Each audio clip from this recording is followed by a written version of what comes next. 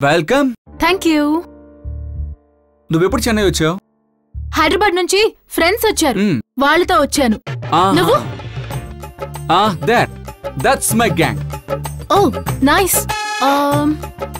అన్నట్టు ఆ red dress అమ్మాయి వెనకాల నీ ఫ్రెండ్ 3 నెలలుగా తిరుగుతున్నాడు, కానీ వర్కౌట్ అవ్వడం లేదు, రైట్? అదెలా నీకు తెలుసు? నాకు ఫేస్ రీడింగ్ తెలుసు.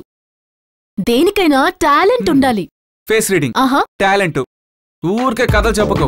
ఓ యా యా, వాచ్. ఓకే, ఆ కార్నర్ లో కూర్చున్న అమ్మాయి పేరు పీతో స్టార్ట్ అవుతుంది. పింకీ. కొంచెం స్మార్ట్ అమ్మాయి, కొంచెం హెయిర్ తక్కువ, కానీ తెలివైనది. దాన్ని చూస్తే ఎవరైనా చెప్తారు.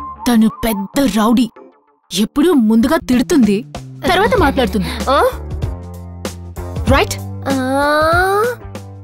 ఓసి పాపిష్టిదానా?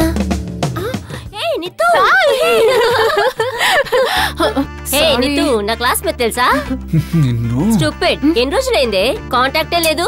నిన్నే వచ్చాను, అంకుల్ వాళ్ళ ఇంట్లో స్టే చేస్తున్నాను. 1 వీక్ ఉంటాను. హే, రేపటి నుంచి ఫుల్ షాపింగ్. ఓకే?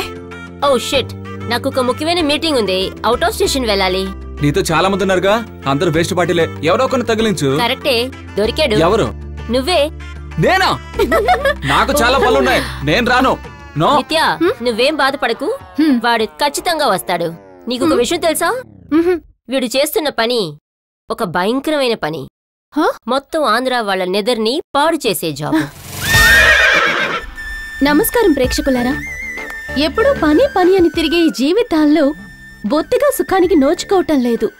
అటువంటి వారు జీవితంలో విజయాన్ని పొందడానికి కుజ్లీ ప్లస్ అనే మందు ఎలా పనిచేస్తుందో మన గురువు గారు మనకి తెలియజేస్తారు. వందనం. ఏ పని చేసినా తృప్తిగా చెయ్యాలి, సగం సగం చెయ్యకూడదు. సగం సగం చేస్తే ఏమవుతుంది?